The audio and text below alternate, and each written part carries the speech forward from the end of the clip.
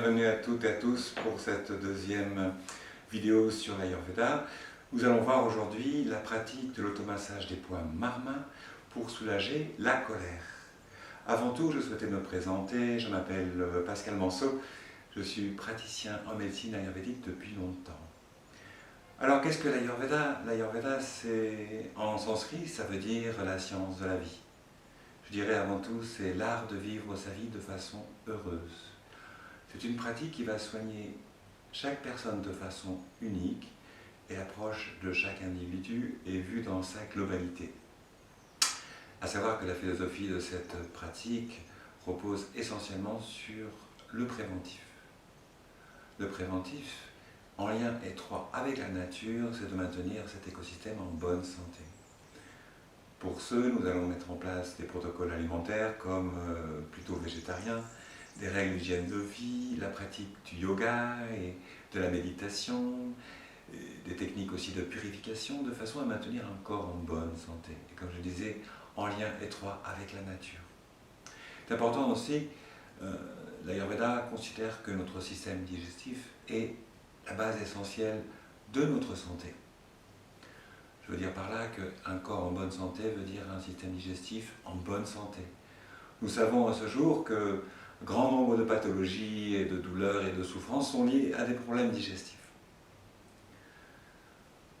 Maintenant, je parlais de cette pratique d'automassage des marmains, qui est importante. Il est vrai que pendant cette période de confinement, nous pouvons sentir des grands moments de frustration, de peur, d'inquiétude face à un inconnu, d'immobilité, qui peuvent, évidemment, qui suscitent des émotions très fortes qui remontent à nous, telle la colère par exemple. Et qu'il est important et transcendantal pour vous d'apprendre à vivre avec ces émotions qui bouleversent votre existence. Une émotion est une énergie qui a besoin d'être accueillie. Une émotion, ça se travaille comme un enfant, on la prend dans ses bras, on fait une pause, on respire un bon coup pour l'accueillir, et puis on la digère, on la vit, tout simplement. Elle a une raison d'être. Mais lorsque vous faites une pause et que vous respirez, vous allez créer un espace entre vous et l'émotion. Et du coup, dans cet espace, vous allez pouvoir choisir, vous êtes le protagoniste de ce moment, la façon dont vous allez réagir.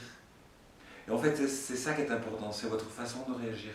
Puisque ces émotions sont des évidences, elles viennent à vous pour libérer quelque chose. Et donc, il est important de les accueillir. On a souvent tendance à mépriser ces émotions, parce qu'elles font partie de l'invisible, mais lorsque vous avez un organe qui est touché, par exemple le foie, qui est en lien avec la colère, eh bien, vous n'allez pas le jeter, vous allez vous en occuper, prendre soin de lui. Les émotions, c'est la même chose. Elles font partie intégrante de votre être. C'est comme si vous aviez plein de bras et de jambes. Donc il est important de s'en occuper. Donc prenez le temps d'accueillir cette émotion. Faites une pause, respirez, placez-la dans votre cœur et vivez-la. Vivez-la de façon à créer cet espace qui va vous permettre de choisir comment vous la vivez. Et dans cet espace se trouve cette nouvelle conscience que vous êtes en train d'instaurer et votre liberté d'être. Avec le temps, vous verrez que cette émotion, cette colère qui se manifestera une deuxième fois, sera beaucoup moins forte et beaucoup moins importante. Vous aurez appris à vivre avec, c'est important. Donc une fois que vous avez plus ou moins stabilisé cette émotion, faites la pratique de l'automassage, ce qui est une façon créatrice d'accueillir cette émotion qui est là et de la travailler de façon positive. Comme j'expliquais, les marmas est une science qui est en lien étroit avec l'Ayurveda qui remonte à plus de 5000 ans avant Jésus-Christ. Ces marmas, ces portes de la conscience, sont en lien direct avec les fonctions, les tissus et les organes de notre corps. L'activation de ces points véhicule le prana, l'énergie cosmique, que l'on appelle aussi le flux de l'intelligence supérieure, à travers le corps, et va donc dynamiser, renforcer et tout notre corps et notre être entier, c'est extraordinaire. L'activation de ces points, les portes de la conscience, non seulement va stimuler le métabolisme, donc faciliter l'élimination des déchets, mais va permettre aussi de renforcer évidemment le système immunitaire, donner force et vitalité à tous les organes, à toutes les fonctions, à chaque cellule de notre corps. C'est absolument incroyable. Mais aussi, et au-delà de tout ça, ces portes de la conscience, l'on l'appelle, vont susciter aussi d'autres formes de conscience. Puisque ce prana, cette énergie cosmique, non seulement est composé d'énergie, mais aussi est composé d'une force vitale, ce qu'on appelle le flux de l'intelligence supérieure, qui va se communiquer à travers chaque cellule de votre corps, donc, qui va amener des états de conscience importants. Donc faites cette pratique au quotidien, c'est important. Instaurez-la comme un rituel préventif, de façon à mieux accueillir ces émotions. Aujourd'hui, nous voyons la colère. Je vous présenterai prochainement aussi la tristesse, qui peut être aussi une émotion prédominante pendant cette période de confinement. Mais voilà, ayez le réflexe à chaque fois qu'une émotion, quelque chose vous bouleverse, de l'accepter et de faire d'instinct quelque chose qui vous fait du bien. Ça peut être justement se poser, respirer, accueillir cette émotion, exercer une pratique d'automassage qui est importante. Alors, nous allons commencer par ces points. Les premiers points sont situés évidemment toujours au niveau de la partie crânienne. Nous avons le premier point, Murni, qui est situé. Donc vous pouvez exercer, tout simplement poser la paume de la main et le majeur va se positionner au centre. C'est le point central qui est situé au niveau de la fontanelle. Ou alors vous pouvez tracer une parabole qui va se fixer au centre de ce point. Donc, avec le pouce de préférence, exercer une pression équitable, fermez les yeux et respirez en conscience de façon à fixer cette énergie de prana et faciliter sa pénétration à travers le corps. Comme expliqué, ces points vitaux que l'on voit au sommet de la tête sont en lien étroit avec stimulation du liquide céphalorachidien, la régulation du métabolisme, des fonctions hormonales, va travailler aussi sur des états de conscience, spécialement celui-là. Murni est en lien étroit avec ces 72 000 canalisations énergétiques qui circulent à travers votre corps, c'est le point central. C'est un point de conscience et d'éveil. Vous pouvez d'ailleurs, au quotidien, si vous n'avez pas le courage de faire cette pratique d'automassage tous les jours, d'activer tout simplement ce point, Murni. Et vous pouvez par exemple faire des mouvements rotatifs, vous voyez, des mouvements rotatifs dans le sens des aiguilles d'une montre, de façon à stimuler ce flux de prana. Et ce point régule d'une façon admirable nos émotions, apaise notre esprit. Il est vraiment l'apport de la sérénité. Le deuxième point est situé à 2 doigts en amont du premier, vers l'avant évidemment, Brahmandara. Brahmandara va évidemment avoir la même fonction similaire que le précédent, va travailler aussi sur équilibrer les émotions. C'est vrai que nous vivons une période de confinement difficile, donc il est important aussi d'apprendre à équilibrer ce jeu d'émotions qui vont et qui viennent en fait.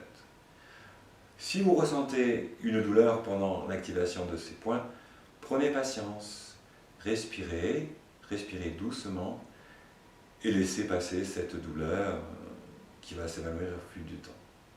Le troisième point, Shivarandra, est situé à 4 doigts, donc vous passez 4 doigts à partir du premier, vous voyez, et ça vous situe ici. Shivarandra, Shivarandra qui a évidemment les mêmes fonctions identiques que les points précédents, donc exercer une bonne pression. Votre corps est bien posé, les pieds sont bien à plat, vous respirez en conscience, vous fermez les yeux pour ressentir ce qui se passe au niveau de chaque point et dans votre organisme. Vous verrez qu'avec le temps, cette perception, va être de plus en plus précise. Vous allez vraiment ressentir les bienfaits qui sont véhiculés à travers chacun de ces points.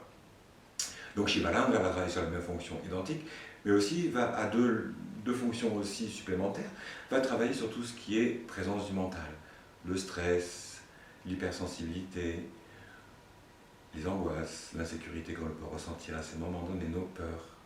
Il va aussi fonctionner sur tout ce qui peut être de l'ordre de l'insomnie. Si vous avez des problèmes d'insomnie, c'est un point à activer pour justement vous aider à retrouver une certaine forme de sommeil. Le prochain point, Talarida, est situé à la base du coussinet du pouce, en intersection avec la ligne, tracer une ligne entre l'index et le majeur, et à la base du coussinet, vous avez Talarida. Donc vous exercez une bonne pression, vous respirez. Donc ce point va travailler sur les fonctions respiratoires, va travailler sur les reins, va travailler sur les côlons. Donc voilà, prenez ce temps de ressentir, il peut être douloureux. Vivez la douleur, c'est important, ressentez-la, c'est important d'être bien dans ce moment-là.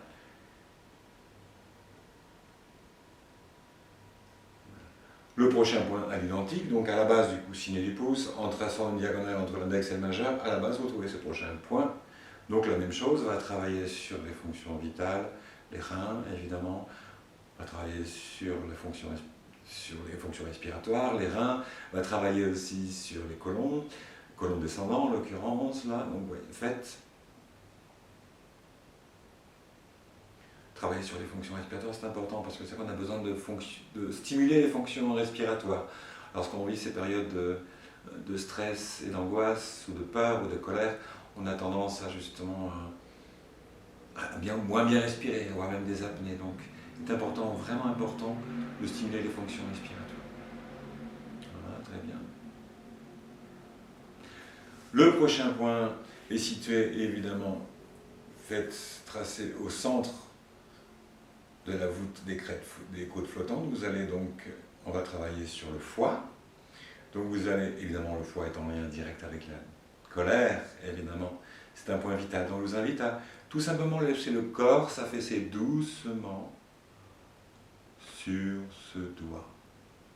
Et respirez, soyez bien posé, bien ancré, fermez les yeux. Et donc ce point va travailler évidemment sur le foie, le métabolisme du foie, va aussi éliminer toutes les toxines, libérer la colère, va travailler aussi sur le côlon ascendant, sur le côlon transverse et l'intestin grêle. Donc vous voyez, on a beaucoup de choses qui se passent au niveau de ce point. Le prochain point est situé, donc pareil, vous tracez au centre de cette crête des côtes et le nombril, vous tracez une diagonale et à mi-chemin, vous avez ce point, donc entre les deux, à mi-chemin, Nabi 1. Donc on va tout simplement laisser porter le poids du corps sur le doigt, tout simplement. C'est utiliser le poids du corps. Respirez. Si certaines douleurs, vous arrêtez, vous respirez et vous continuez à rentrer un peu plus. Donc ce point, évidemment, on va travailler d'une façon extraordinaire sur, toujours pareil, on a le foie, la vésicule biliaire qui est proche. On va travailler sur le rein droit, en l'occurrence. On va travailler sur le côlon ascendant, côlon transverse et le pancréas. Donc, on a beaucoup de points en commun. Respirez, ressentez, placez votre attention vers ce point. Ressentez ce qui se passe à l'intérieur de vous. Le prochain est situé, donc ici, on a plia, qui est la rate. Donc évidemment, on va aller travailler sur ce point. Vous allez donc exercer. Pareil, donc vous tracez une centrale sur cette courbe de la crête des côtes et vous allez tout simplement affaisser et rentrer en dedans. Voilà, et vous fermez les yeux, vous respirez, ressentez l'organe tout simplement. Connectez-vous avec cet organe qui fait partie de vous intégrante, c'est votre alchimie. Donc là évidemment on va stimuler la rate, on va aussi améliorer la qualité sanguine. On va travailler aussi sur le système immunitaire, sur plein d'autres choses, donc faites-le. Le prochain point est situé, donc vous tracez une diagonale de la crête des côtes en allant vers le nombril, à mi-chemin, donc Nabi 2, et vous allez donc laisser le corps se porter sur le doigt. Voilà. Fermez les yeux, ressentez.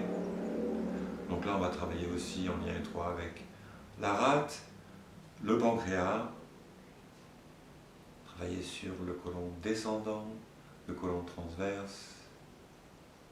Respirez.